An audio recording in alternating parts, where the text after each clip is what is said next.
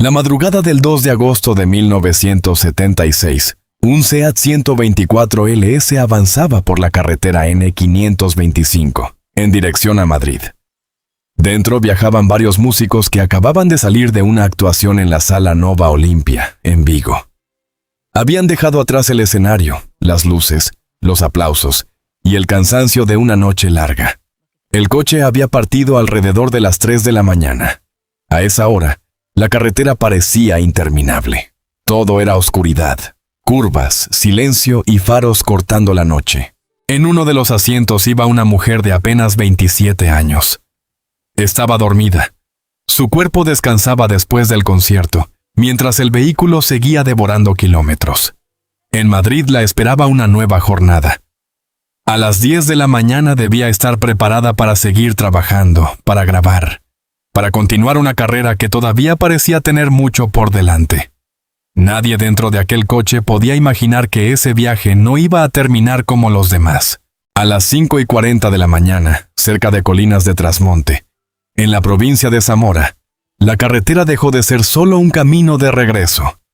En un tramo oscuro sin iluminación suficiente, apareció delante un carro de bueyes que circulaba sin luces. El Seat 124 LS no logró evitarlo. El impacto llegó de forma brusca, definitiva, como si la noche hubiera cerrado de golpe todas las puertas del futuro. Después vino el silencio. El coche quedó detenido en la carretera. La madrugada, que hasta entonces parecía una más en la vida de un grupo de artistas que regresaban de trabajar, se convirtió en una escena de tragedia. 2 personas murieron en el acto. Una de ellas era el batería Carlos de la Iglesia, conocido como Segasa. La otra era aquella joven que dormía en el coche, la mujer que unas horas antes todavía había estado unida al público por una canción. La noticia empezó a correr por España con una mezcla de incredulidad y dolor. No se trataba de una artista al final de su camino. No era una voz agotada por los años. Era una mujer joven, una autora distinta, una cantante que había empezado a dejar canciones capaces de atravesar generaciones. Tenía solo 27 años. Había escrito sobre el amor, la soledad, la mujer, la memoria y el país que la rodeaba. Su nombre ya empezaba a ocupar un lugar especial en la música española, pero su historia todavía parecía incompleta. Aquella mujer se llamaba Evangelina Sobredo Galanes. España la conocía como Cecilia. Su muerte ocurrió en una carretera, en una madrugada oscura, después de un concierto y antes de una nueva grabación. Pero la pregunta que quedó flotando desde entonces fue otra. ¿Aquel accidente fue realmente el punto final de una estrella llena de promesas? ¿O fue el comienzo de un legado que seguiría vivo mucho más allá de su muerte? Quédate hasta el final, porque la respuesta está en sus canciones, en los homenajes, en las voces que la cantaron después y en una herencia artística que España todavía no ha terminado de descubrir. Antes de que España la conociera como Cecilia, antes de que su nombre quedara unido para siempre a canciones como Un ramito de violetas, Dama, Dama o Mi querida España, hubo una niña llamada Evangelina Sobredo Galanes. Nació el 11 de octubre de 1948, en Madrid, en una familia numerosa y marcada por el movimiento. Era la quinta de 8 hermanos, hija de José Ramón Sobredo y Riobú, militar y diplomático español, y de María Dolores Galanes Saavedra. Su infancia no fue la de una niña que crece siempre bajo el mismo cielo, en la misma calle, con los mismos vecinos y las mismas costumbres repetidas año tras año.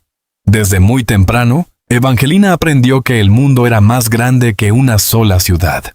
La profesión de su padre llevó a la familia por distintos países.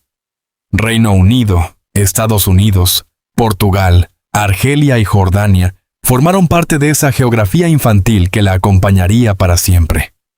Mientras otros niños construían su memoria alrededor de una casa fija, ella fue acumulando idiomas, paisajes, escuelas, acentos y despedidas. Esa vida nómada no solo cambió su forma de mirar el mundo, también la convirtió en una persona difícil de encerrar dentro de una sola etiqueta. Evangelina creció entre culturas, y esa mezcla se filtraría años después en su música, en sus letras y en su manera de entender España desde dentro y desde fuera al mismo tiempo. Aprendió inglés casi al mismo tiempo que español. Esa doble relación con el lenguaje fue mucho más que una habilidad práctica. Para una futura compositora, significaba tener dos maneras de nombrar la realidad, dos formas de sentir una frase, dos caminos para buscar imágenes, sonidos y emociones. Sus primeras letras como cantautora nacieron en ambos idiomas, aunque con el tiempo acabaría eligiendo el español como territorio principal. Pero aquella educación bilingüe dejó una huella clara. Cecilia nunca sonaría exactamente como una cantante española convencional de su tiempo. Había escuchado otras músicas, había vivido otras atmósferas y había conocido una libertad cultural que luego chocaría con la España rígida, vigilada y llena de límites en la que comenzó a cantar. La música apareció pronto. Una monja estadounidense que participó en su educación la animó a tocar la guitarra y a cantar en celebraciones escolares. Puede parecer un detalle pequeño, pero en la vida de una artista los detalles pequeños a veces abren puertas enormes. La guitarra se convirtió en una extensión de su voz, en un refugio, en una forma de ordenar pensamientos que quizá todavía no sabía explicar de otra manera.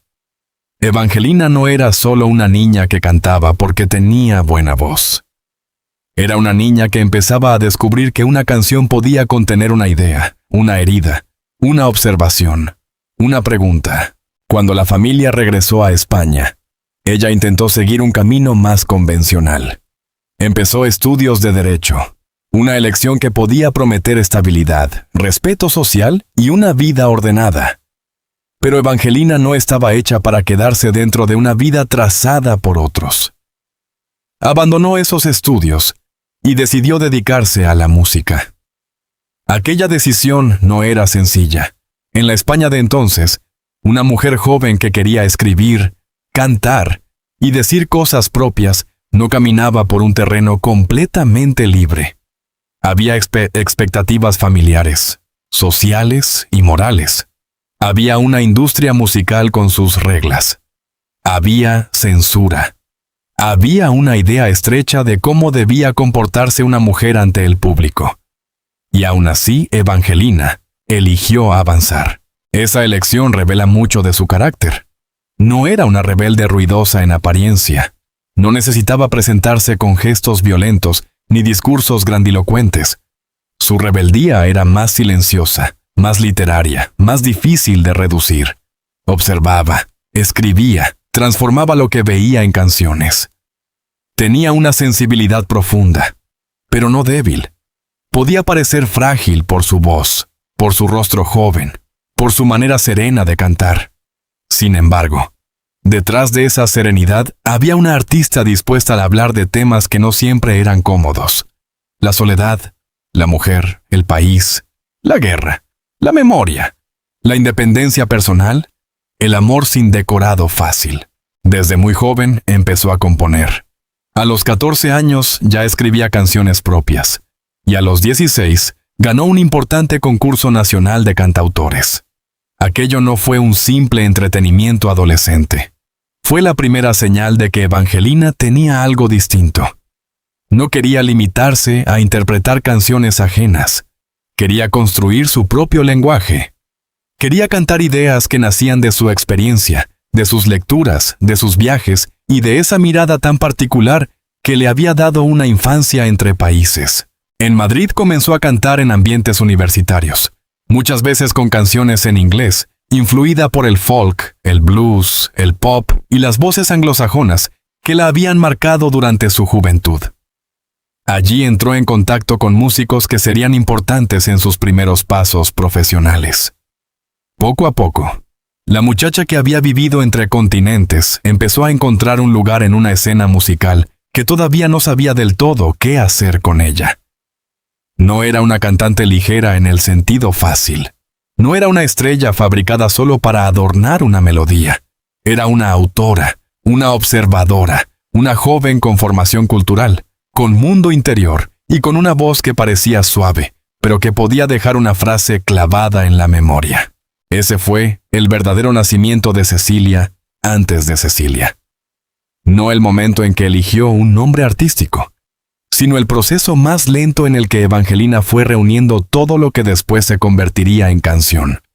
Su infancia viajera, su educación multicultural, su contacto temprano con la guitarra, sus lecturas, su bilingüismo, su sensibilidad ante la injusticia y su decisión de abandonar un camino seguro para seguir la música. Todo estaba allí antes del éxito. Todo estaba allí antes de los discos. Todo estaba allí antes de aquella madrugada de 1976. Por eso, cuando se habla de Cecilia, no basta con decir que fue una cantante que murió joven. Esa frase es cierta, pero demasiado pequeña. Cecilia fue antes Evangelina Sobredo Galanes, una niña que aprendió a mirar el mundo desde varios países, una joven que entendió que las canciones podían decir lo que muchas veces no se podía decir en voz alta, y una mujer que empezó a construir una obra propia cuando todavía tenía toda la vida por delante. Su historia apenas estaba comenzando, pero en aquella infancia dispersa ya se escondía la raíz de su futuro legado. Evangelina Sobredo Galanes no parecía una artista destinada a imponerse por la fuerza. Su presencia no tenía el gesto agresivo de quien entra en una habitación buscando dominarla. Había en ella una serenidad casi discreta, una forma de mirar que parecía más atenta que desafiante, una voz que no necesitaba levantar demasiado el volumen para quedarse dentro de quien la escuchaba. Pero esa apariencia suave podía engañar. Detrás de aquella joven de rostro tranquilo había una autora con una mirada incómoda. Una mujer capaz de observar la sociedad, la familia, el amor, la soledad y el país con una lucidez poco común para su edad. Desde muy pronto, Cecilia entendió que una canción podía ser algo más que una melodía agradable. Podía ser una pregunta, podía ser una herida escondida, podía ser una crítica envuelta en belleza. Esa fue una de las claves de su personalidad artística. No necesitaba gritar para decir algo fuerte. Prefería entrar despacio, con una frase sencilla, con una imagen cotidiana, con una historia que parecía pequeña, y dejar que el oyente descubriera después que dentro de aquella canción había mucho más de lo que parecía al principio. Su forma de escribir venía de muchas fuentes. La infancia entre países le había abierto el oído a músicas distintas. Había escuchado sonidos anglosajones, folk, blues, pop, rock, voces que no pertenecían al molde español más habitual de aquellos años. Admiraban artistas como Bob Dylan, Joan Baez, Paul Simon y The Beatles, nombres que para una joven compositora representaban una manera distinta de entender la canción. No solo como entretenimiento, sino como vehículo de pensamiento, memoria y emoción. Pero Cecilia no se limitó a imitar esas influencias. Las mezcló con su sensibilidad española, con lecturas, con imágenes propias, con una forma de contar que tenía algo literario y algo íntimo al mismo tiempo. Esa mezcla hizo que su personalidad fuera difícil de clasificar. No era solamente una cantante pop. No era únicamente una cantautora de protesta. No era una voz romántica en el sentido más simple. Era todo eso y algo más. Podía escribir una canción aparentemente delicada y, al mismo tiempo, dejar dentro una crítica social. Podía hablar de una mujer elegante y respetable, y en realidad estar señalando la hipocresía de una clase social. Podía cantar a España con ternura, pero también con dolor y contradicción. Podía tocar asuntos femeninos sin convertirlos en consignas, usando la ironía, la melancolía y la observación como armas más eficaces que un discurso frontal. Ese rasgo fue esencial en ella. La inteligencia para decir sin parecer que estaba golpeando. En una época marcada por la censura, esa inteligencia no era solo estética, era también una forma de supervivencia artística. Cecilia aprendió a moverse entre límites. Sabía que ciertas palabras podían ser vigiladas, modificadas o directamente rechazadas. Por eso muchas veces la fuerza de sus canciones estaba en lo que sugerían, en lo que dejaban entre líneas. En esa sensación de que debajo de la dulzura había una verdad más dura esperando ser entendida. Su carácter también se percibe en los temas que eligió. Cecilia no se conformó con escribir sobre amores fáciles o emociones decorativas. En sus canciones aparecían la independencia, la memoria, la infancia, el desencanto, la crítica moral, el conflicto con el país, la guerra recordada desde la distancia. La mujer que no acepta del todo el papel que otros le asignan. Incluso cuando cantaba con una voz contenida, el fondo de lo que decía podía resultar desafiante. Esa combinación la hizo distinta. No era una artista escandalosa, pero sí peligrosa para la comodidad de ciertos discursos. Había en Cecilia una sensibilidad muy fuerte hacia la libertad personal. Su decisión de abandonar los estudios de Derecho para dedicarse a la música ya mostraba una voluntad clara. No quería vivir una vida diseñada por otros. Esa misma actitud se reflejaría en sus letras. No escribía como alguien que busca agradar a cualquier precio. Escribía como quien necesita decir algo propio. Esa necesidad le daba profundidad. La convertía en una autora joven, sí, pero no ingenua. Podía parecer frágil por la textura de su voz, pero su mirada no era frágil. Miraba de frente. También era una artista con una relación especial con la palabra. Sus letras tenían un cuidado poco común. Había en ellas una intención poética, una búsqueda de imágenes, una manera de unir lo cotidiano con lo simbólico. Cecilia podía hablar de una carta, de una flor, de una ciudad, de una mujer, de un recuerdo, y convertir esos elementos en algo que iba más allá de la anécdota. Esa capacidad explica por qué sus canciones sobrevivieron a su tiempo. No dependían solo de una moda musical. Tenían dentro una estructura emocional y literaria que seguía funcionando muchos años después. Su personalidad no era simple.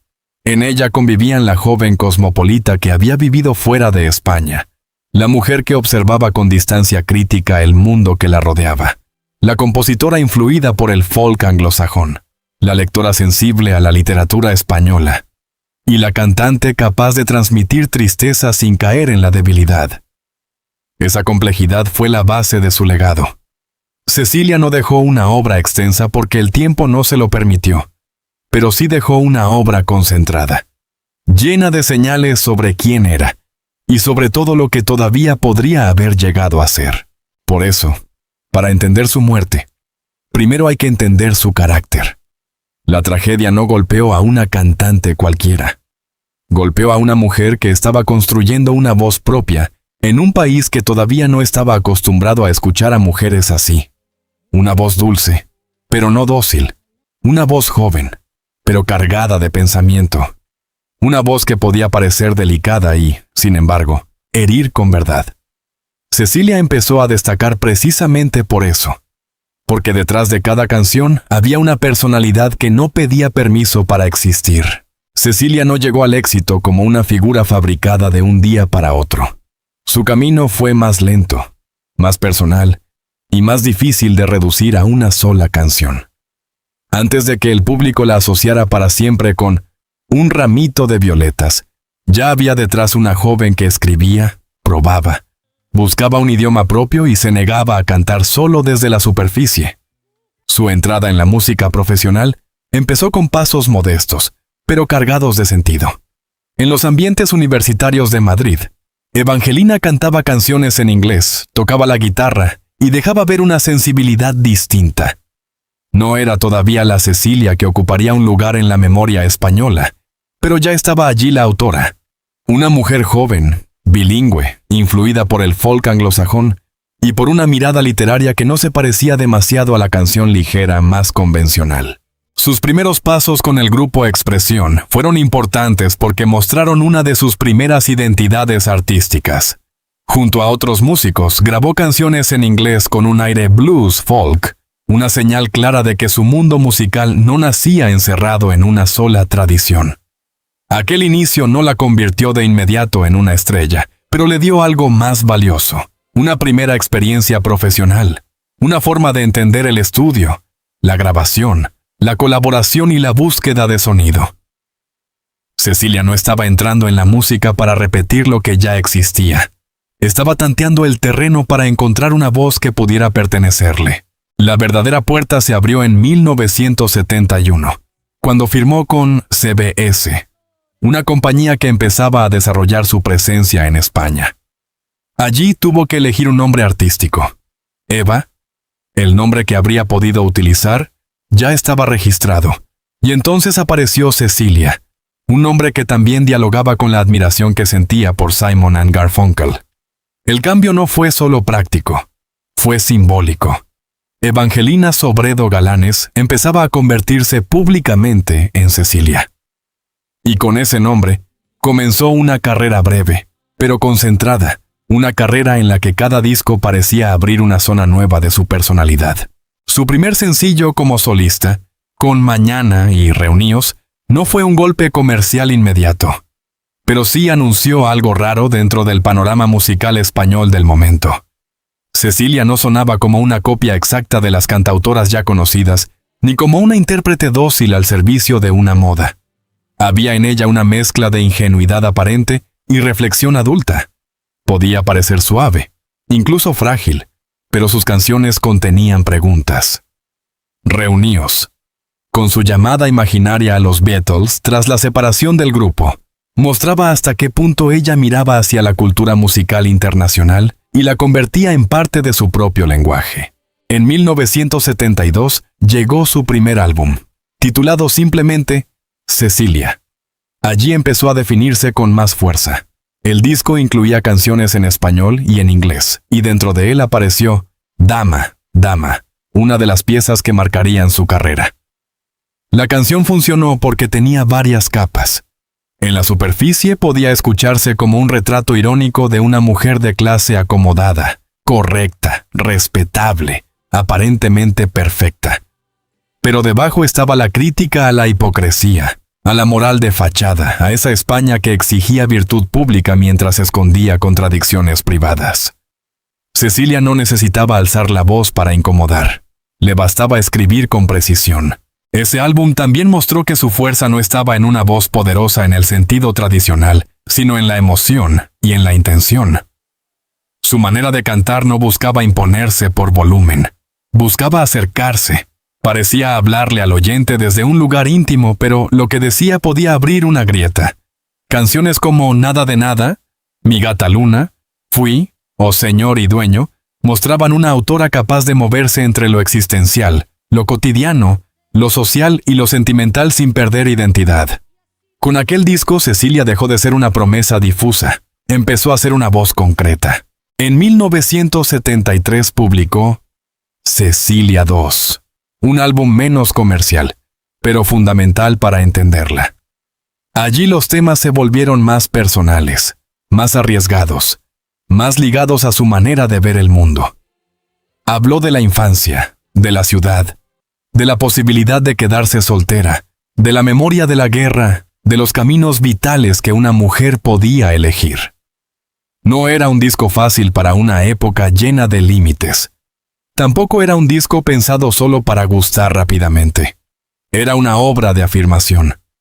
Cecilia estaba diciendo que su música no sería solo entretenimiento. Sería también pensamiento, incomodidad, confesión y mirada crítica.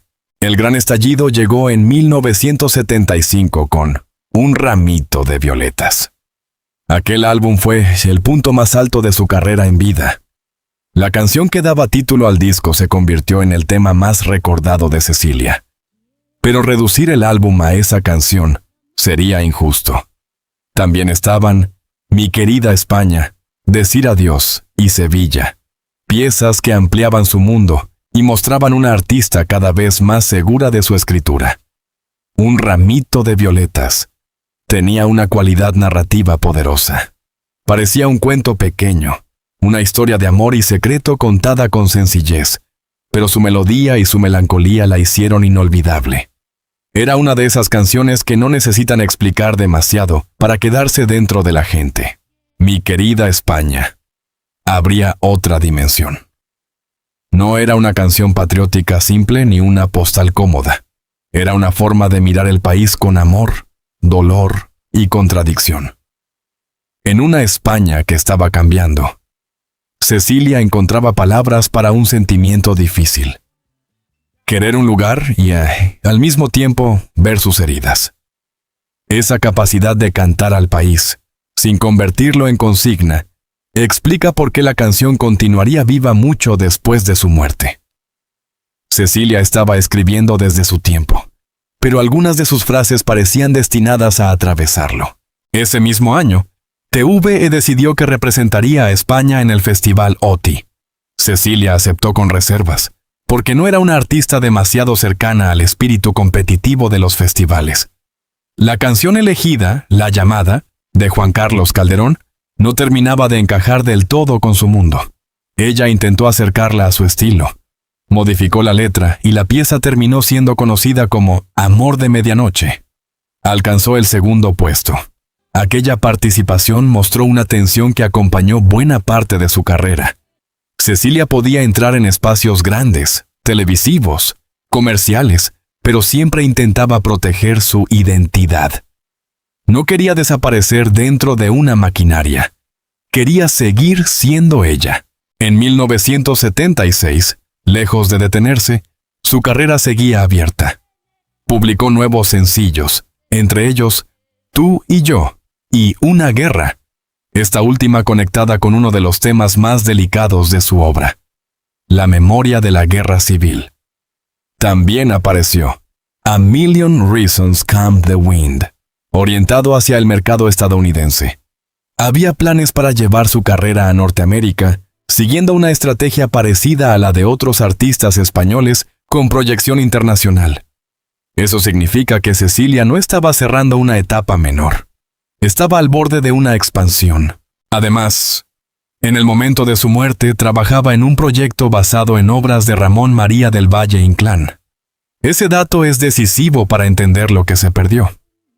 Cecilia no pensaba limitarse a repetir la fórmula de sus éxitos. Estaba mirando hacia la literatura, hacia proyectos más ambiciosos, hacia una mezcla de canción, cultura y riesgo artístico. Su futuro no apuntaba solo a vender más discos. Apuntaba a crecer como autora. Por eso su muerte fue tan devastadora. No cayó sobre una carrera agotada. Cayó sobre una artista en movimiento. Cecilia tenía solo 27 años, 3 álbumes principales, canciones ya instaladas en la memoria popular, una voz cada vez más reconocible, y planes que podían haberla llevado mucho más lejos. El accidente no interrumpió únicamente una vida joven. Interrumpió una obra en pleno desarrollo. Interrumpió el paso de una cantautora que todavía estaba descubriendo hasta dónde podía llegar. Y esa es la herida que hace que su historia siga doliendo. Cuando una artista muere después de haberlo dicho todo, queda la tristeza de la despedida. Pero cuando muere alguien como Cecilia, queda además la pregunta por lo que nunca existió. Los discos que no grabó, las canciones que no terminó, las palabras que no escribió, los escenarios que no pisó, las generaciones que habría podido acompañar con una obra más larga. Su éxito antes del final fue real, pero su futuro parecía todavía más grande. Y esa promesa rota convertiría aquella madrugada de agosto en algo más que una tragedia, en el comienzo de una ausencia que la música española aún no ha dejado de sentir. La última noche de Cecilia no empezó como una tragedia. Empezó como tantas otras noches en la vida de una artista que trabajaba, viajaba, cantaba y volvía a la carretera, cuando el público ya se había marchado. La actuación había sido en la Sala Nova Olimpia, en Vigo. Después del concierto, cuando la ciudad empezaba a quedarse atrás y el cansancio caía sobre los cuerpos, el grupo emprendió el regreso hacia Madrid. No era un viaje corto. La distancia pesaba. La noche estaba avanzada. Pero en la vida de los músicos, esa clase de trayectos formaba parte del oficio. Se sube al coche, se guardan los instrumentos, se habla poco, se intenta dormir, y la carretera se convierte en una extensión silenciosa del escenario. El vehículo era un Seat 124 LS, matrícula M2342AX. Dentro viajaba Cecilia junto a varios músicos de su banda. Habían salido de Vigo alrededor de las 3 de la madrugada. La hora no era un detalle menor. A esa hora, el cuerpo ya no responde igual. La atención se vuelve más frágil. Los kilómetros parecen repetirse. Las luces de la carretera se mezclan con el cansancio acumulado después de una jornada de trabajo. Además, en Madrid la esperaba una nueva obligación profesional. Debía estar allí por la mañana, preparada para grabar. Esa presión hacía que el viaje no fuera solo un regreso, sino una carrera contra el tiempo. Cecilia iba dormida en el coche. Tenía 27 años. Unas horas antes había estado sobre un escenario, unida al público por su voz. Ahora descansaba mientras el vehículo avanzaba por la N525, a la altura de la provincia de Zamora. La escena tiene una dureza especial precisamente por su normalidad. No había un gesto dramático. No había una despedida consciente. No había una última frase preparada para la historia. Había una artista joven durmiendo después de cantar. Un coche avanzando de madrugada y una carretera oscura que todavía parecía ser solo un camino más. Cerca de colinas de Trasmonte, en las proximidades de Benavente, todo cambió. Eran aproximadamente las 5:40 de la mañana. El tramo por el que circulaban atravesaba una zona urbana, pero carecía de iluminación suficiente. En esa oscuridad, apareció un carro de bueyes que avanzaba sin luces. Para un conductor que viene de noche, con el cansancio de muchas horas y la urgencia de llegar a Madrid, un obstáculo así puede aparecer demasiado tarde. La carretera deja entonces de ser una línea continua y se convierte en una trampa de segundos. El SEAT 124 LS impactó contra la parte trasera del carro. No fue una escena larga. No hubo tiempo para corregirlo todo. No hubo margen para transformar el destino en otra cosa. En los accidentes de carretera, lo decisivo ocurre antes de que la mente pueda comprenderlo. Un objeto oscuro en el camino. Una velocidad que reduce el margen de reacción. Una carretera mal iluminada. Un conductor que intenta responder. Y un golpe que concentra en un instante todo lo que después será explicado durante años. La versión conocida de aquella madrugada no necesita adornos. La tragedia se formó con elementos concretos. Una salida nocturna después de un concierto, un viaje largo, la necesidad de llegar a Madrid por la mañana, una vía con poca luz, un carro sin iluminación y una velocidad considerada excesiva como factor añadido. Cada elemento por separado parece común. Juntos, en el momento exacto, formaron una cadena fatal. Por eso la muerte de Cecilia resulta tan difícil de aceptar. No nació de un misterio elaborado, sino de una suma de circunstancias demasiado humanas. El impacto dejó consecuencias inmediatas. Cecilia, que dormía en el coche, murió en el acto. También falleció el batería Carlos de la Iglesia, conocido como Segasa. Los otros dos músicos que viajaban con ellos sobrevivieron, aunque con heridas.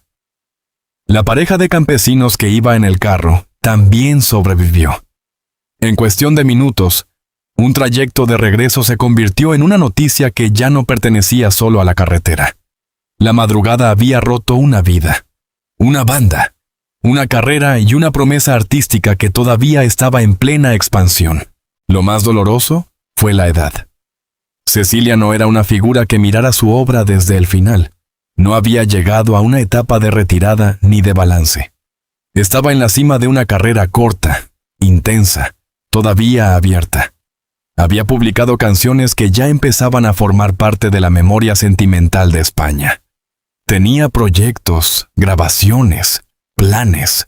La esperaban nuevas posibilidades fuera del país. Y, sin embargo, todo quedó detenido en aquel tramo de la N525. La carretera no solo se llevó a una cantante, se llevó también lo que Cecilia aún podía haber escrito. Después del accidente, la pregunta se hizo inevitable. ¿Cómo podía terminar así una vida que parecía estar empezando a ensancharse? La respuesta técnica podía resumirse en pocos datos: hora, carretera, vehículo, obstáculo, falta de iluminación, velocidad, impacto. Pero la respuesta emocional era mucho más difícil. Porque los datos explican la mecánica de un accidente, pero no explican el vacío que deja una voz interrumpida. No explican las canciones que ya no nacerán, los discos que no se grabarán, los escenarios que no se pisarán. La verdad sobre su muerte fue esa: una tragedia de carretera, rápida, concreta, sin necesidad de leyenda oscura para resultar insoportable. Cecilia no murió porque su historia estuviera terminada. Murió cuando todavía había futuro. Y precisamente por eso, aquella madrugada quedó grabada en la memoria de la música española. Desde entonces, cada vez que alguien escucha su voz, también escucha lo que quedó suspendido en aquel coche. Una carrera prometedora, una juventud interrumpida y una obra que, a pesar del golpe, se negó a desaparecer. La noticia llegó como llegan las noticias que nadie quiere creer. Demasiado rápido, demasiado seca, demasiado imposible. Unas horas antes, Cecilia había estado viva sobre un escenario.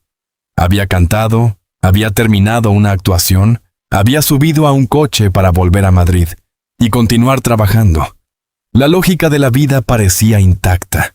Con 27 años, una artista no suele ser recordada por lo que deja atrás, sino por todo lo que todavía puede hacer. Pero aquella mañana, después del accidente en la N525, España empezó a pronunciar su nombre de otra manera. Primero fue la incredulidad. Después, el silencio. Luego, la repetición de los datos. Cecilia había muerto. Carlos de la Iglesia, Segasa, el batería que viajaba con ella, también había fallecido. Los demás habían sobrevivido con heridas. El coche había chocado contra un carro de bueyes sin luces. Todo había ocurrido de madrugada, cerca de colinas de Trasmonte, cuando el cansancio de la noche y la urgencia del viaje ya formaban parte de la carretera. Pero por más que los hechos se ordenaran uno detrás de otro, la sensación seguía siendo la misma. Algo no encajaba. Una voz que estaba creciendo no podía apagarse así, de repente, en mitad de un regreso de trabajo. La muerte de Cecilia dolió porque llegó en el momento menos esperable. No era una cantante retirada. No era una figura que hubiera completado una obra larga y cerrada. Era una mujer joven, en plena actividad, con canciones que ya habían empezado a entrar en la memoria popular y con proyectos que miraban más allá de España. Por eso el país no recibió solo la noticia de una muerte, recibió la noticia de una interrupción. Se había cortado una carrera, pero también una posibilidad. La posibilidad de saber hasta dónde podía llegar aquella autora que escribía con dulzura y con filo. Aquella mujer que había aprendido a cantar al amor, a la soledad y a España sin obedecer del todo a ninguna fórmula. El funeral tuvo el peso de esas despedidas en las que todos parecen llegar tarde. Tarde para escuchar otra canción. Tarde para preguntarle qué estaba preparando. Tarde para verla crecer como compositora.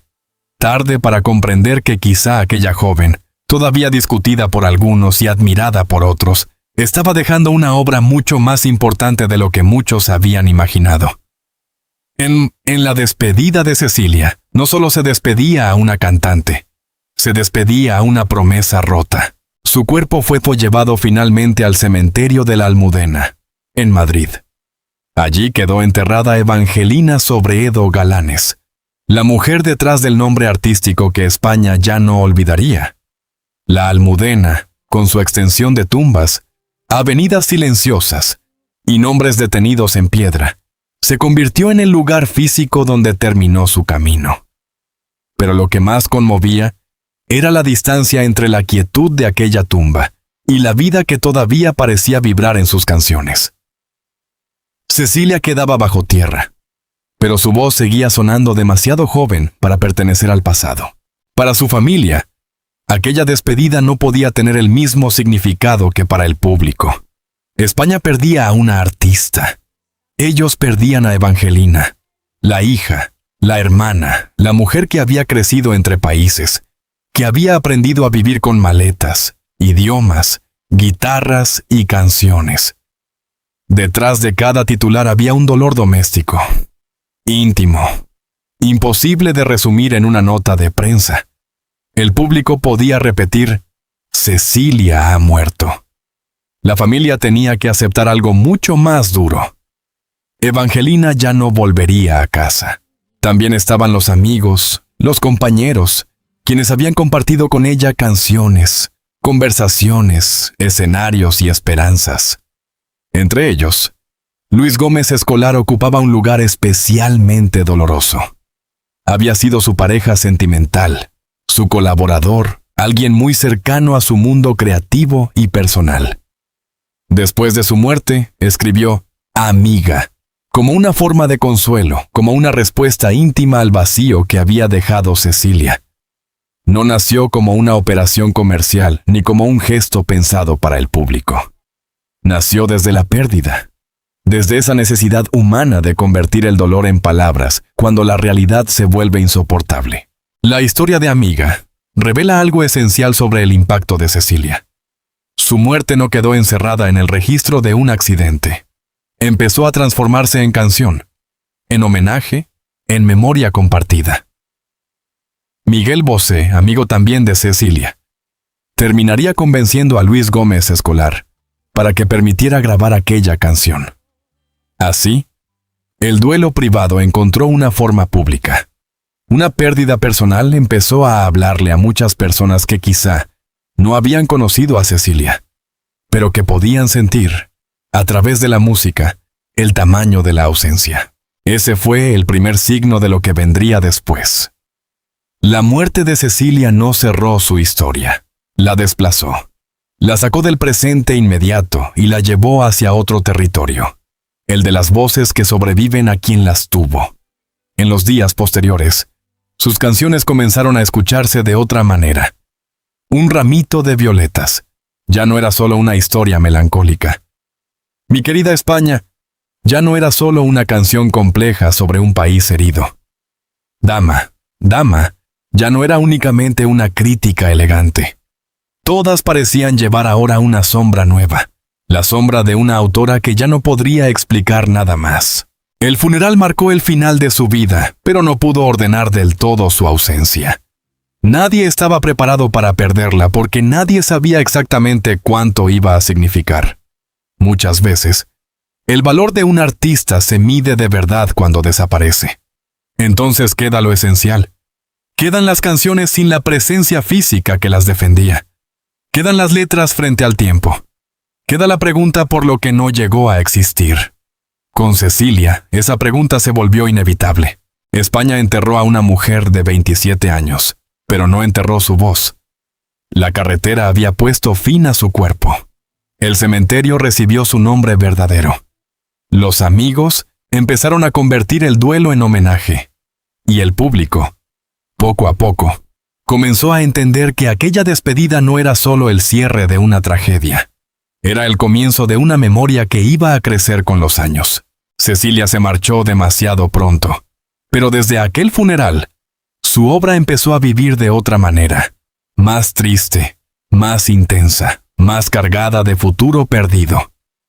La muerte la había detenido en una edad imposible, pero también hizo que cada canción suya quedara suspendida para siempre en el mismo lugar, entre lo que fue y lo que todavía pudo haber sido.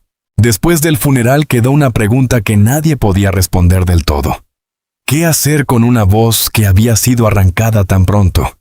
Cecilia ya no podía subir a un escenario, no podía entrar en un estudio, no podía corregir una letra, cambiar una melodía o defender una canción frente a quienes intentaran suavizarla. Pero sus canciones sí seguían allí. Y cuando una artista muere a los 27 años, cada canción empieza a escucharse de otra manera. Ya no parece solo una obra terminada. Parece también una pista de todo lo que pudo venir después. Un ramito de violetas fue el ejemplo más claro. Antes de la tragedia, ya era una canción profundamente reconocible. Una historia pequeña, misteriosa y melancólica, capaz de quedarse en la memoria con una sencillez casi peligrosa. Después de su muerte, esa canción adquirió otra sombra. La voz de Cecilia sonaba joven, cercana, intacta, como si no perteneciera a una persona que ya no estaba. La historia de amor escondido que narraba la canción se mezcló con la propia ausencia de la autora. El público podía volver a escucharla una y otra vez, pero Cecilia ya no volvería para cantarla de nuevo. Con Dama, Dama, ocurrió algo distinto. Esa canción mostró que Cecilia no era una autora decorativa. Bajo una melodía aparentemente accesible, había una crítica social precisa. Retrataba una moral de fachada, una respetabilidad llena de grietas, una forma de vida que aparentaba virtud mientras escondía contradicciones. La canción fue modificada por la censura, pero incluso reducida conservó su filo. Cecilia tenía esa capacidad. Podía escribir de forma elegante y, aún así, incomodar. Su voz no golpeaba la mesa, pero sus letras dejaban marcas. Mi querida España terminó convirtiéndose en una de las piezas más importantes de su legado. No era una canción simple sobre el país. Tenía amor, dolor, contradicción y memoria. Cecilia cantaba a España como quien quiere algo que también le duele. La versión original contenía referencias más directas a las heridas del país, y parte de esas palabras fueron eliminadas o suavizadas. Pero precisamente esa historia de censura hizo que la canción creciera con los años. Lo que en su tiempo fue vigilado, después se convirtió en una señal de la lucidez de Cecilia. Esas 3 canciones bastarían para explicar por qué su obra siguió viva, pero no fueron las únicas. Nada de nada, Señor y Dueño, Decir Adiós, Sevilla y otras piezas mostraban una artista que no escribía desde un solo registro. A veces era íntima, a veces irónica, a veces triste, a veces crítica. En todas aparecía una misma cualidad. Cecilia sabía convertir una emoción sencilla en algo más profundo.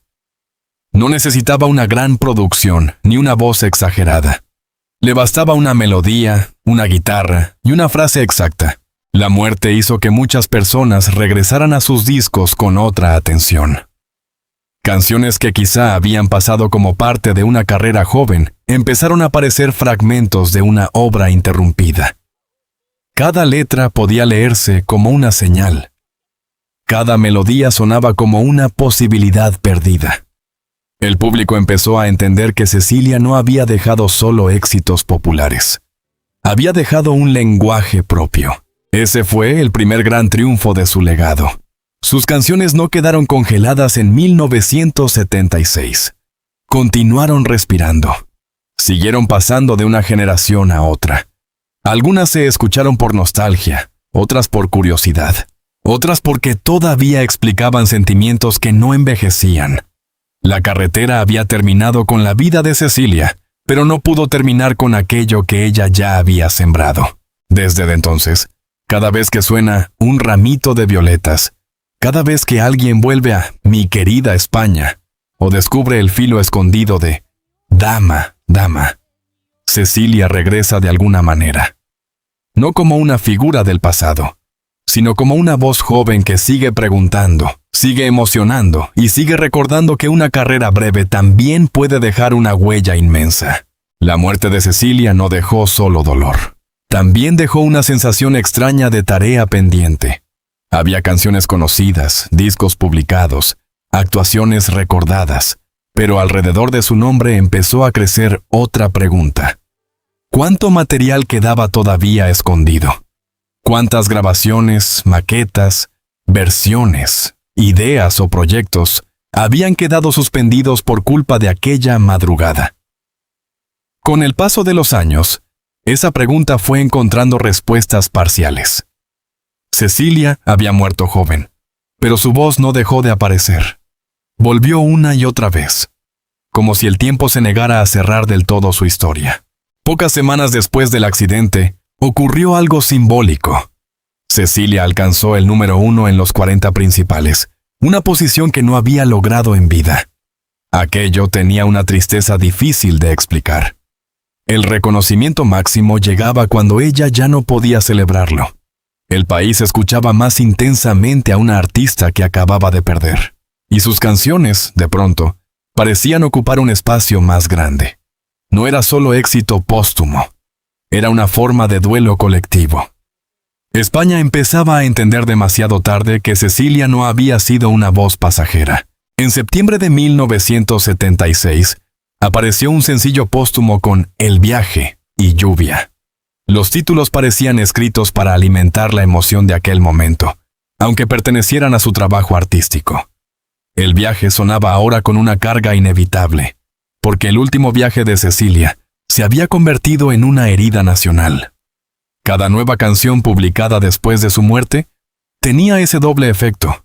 Por un lado, devolvía algo de ella. Por otro, recordaba que ya no habría nuevas decisiones suyas, nuevas grabaciones terminadas por ella, nuevos caminos elegidos por su propia mano. En 1983, CBS reunió grabaciones de estudio y maquetas no concluidas en el álbum Canciones Inéditas. Juan Carlos Calderón, que había trabajado antes con ella como productor y arreglista, participó en la recuperación de ese material junto a Julio Seijas.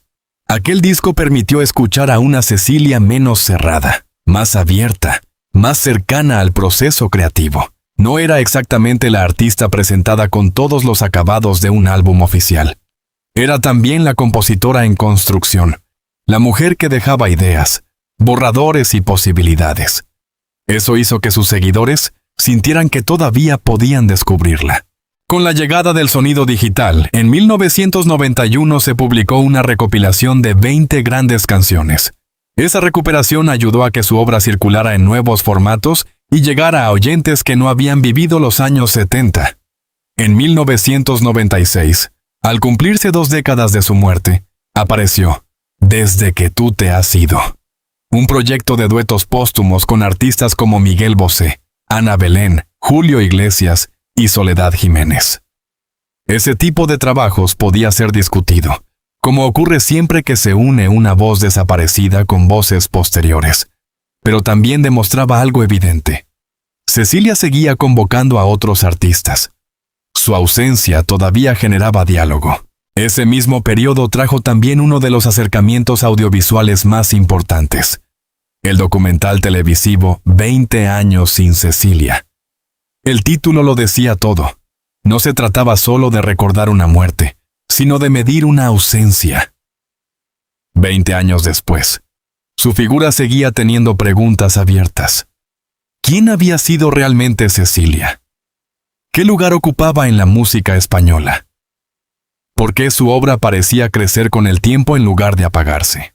En 2006 llegó Un Millón de Sueños, una edición que reunió canciones y material audiovisual, incluyendo programas de televisión española. Después, en 2011, apareció Cecilia Inédita en concierto, con grabaciones procedentes de actuaciones en estudios de radio. Allí podía escucharse no solo a la cantante, sino también a la mujer que explicaba sus canciones, que se dirigía al público, que mostraba una cercanía imposible de fabricar décadas después. Ese mismo año se anunció y publicó la biografía Equilibrista, la vida de Cecilia, una obra que ayudó a reconstruir su figura con testimonios, documentos y cartas personales. En los años siguientes, continuaron apareciendo materiales inéditos, canciones recuperadas, demos, proyectos incompletos, grabaciones relacionadas con aquel camino que la muerte dejó abierto. Mi muñeca, diálogos y el gran conjunto Todo Cecilia. 40 aniversario. Demostraron que su archivo todavía podía hablar. Cada publicación añadía una pieza más al retrato. Ninguna completaba del todo el vacío, pero todas lo iluminaban desde un ángulo nuevo. Así, Cecilia fue convirtiéndose en una artista póstuma, sin dejar de ser una artista viva para el oído. Su voz regresó en discos, reediciones, documentales, libros, conciertos recuperados y testimonios. No volvió como una nostalgia simple. Volvió como una pregunta persistente.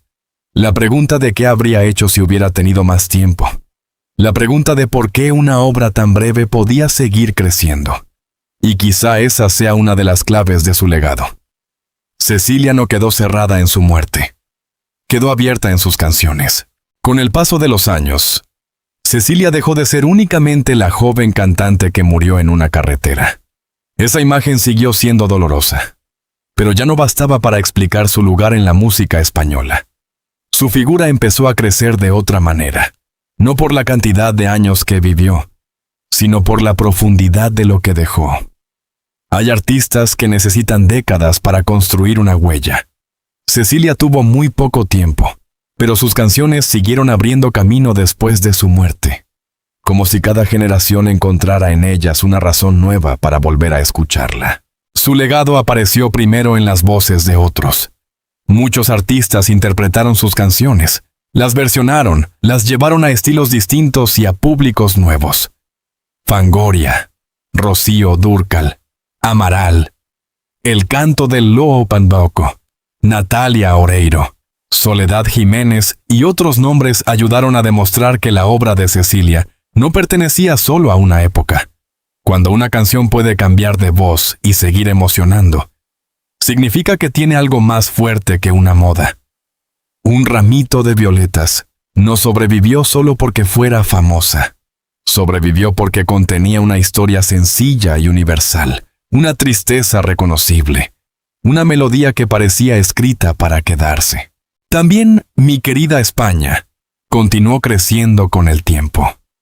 Cada nueva etapa del país le dio un sentido distinto. Lo que en los años 70 podía escucharse bajo la sombra de la censura, después empezó a oírse como una pieza cargada de memoria, contradicción y lucidez. Cecilia había escrito sobre España sin convertirla en una postal cómoda. La había cantado como se canta algo que duele y se ama al mismo tiempo. Por eso la canción no envejeció de forma simple. Siguió dialogando con el presente, con las heridas del pasado y con las dudas de quienes volvieron a escucharla años después. En las décadas recientes, su música encontró nuevos espacios. Algunas de sus canciones aparecieron en series y producciones españolas, llevando su voz a espectadores que quizá no habían nacido cuando ella murió. Nada de nada. Fue utilizada en Vida Perfecta y también en La Mesías. Mi querida España volvió a sonar en su majestad. Aquello demuestra que Cecilia no quedó encerrada en los discos antiguos ni en los recuerdos de sus primeros oyentes. Su obra siguió entrando en relatos contemporáneos, en pantallas nuevas, en contextos distintos. Cada aparición funcionaba como una puerta. Alguien escuchaba una canción, buscaba su nombre y descubría una historia que todavía dolía. Su influencia también llegó al teatro y a los libros. La obra Carmen, Nada de Nadie rindió homenaje a Cecilia desde el título y la música, mostrando hasta qué punto su voz podía acompañar otras historias de mujeres, poder, soledad y memoria. En 2024, la publicación de Cecilia II, Historia del disco que no pudo ser, volvió a situarla en el centro del análisis cultural. No se trataba solo de recordar sus canciones más conocidas, se trataba de estudiar su evolución como compositora, sus conflictos con la censura, sus decisiones artísticas y aquello que su carrera pudo haber llegado a ser. La memoria material de Cecilia también siguió presente. Instrumentos, vestuario, objetos personales y pinturas suyas fueron conservados y exhibidos. Eso permite mirar al artista más allá de la voz. Cecilia no solo cantaba, también dibujaba, diseñaba, imaginaba visualmente sus discos y construía un universo propio. El hecho de que esos objetos se conserven revela que su legado no se reduce a la nostalgia. Hay una voluntad de seguir entendiéndola, de reconstruir su mundo, de no dejar que la tragedia sea la única forma de recordarla. En Madrid, una placa dedicada a Cecilia en la casa donde vivió añadió otro gesto de permanencia. Una placa no devuelve una vida, pero fija una memoria en el espacio. Dice a quien pasa por allí que en ese lugar hubo una mujer cuya obra sigue importando.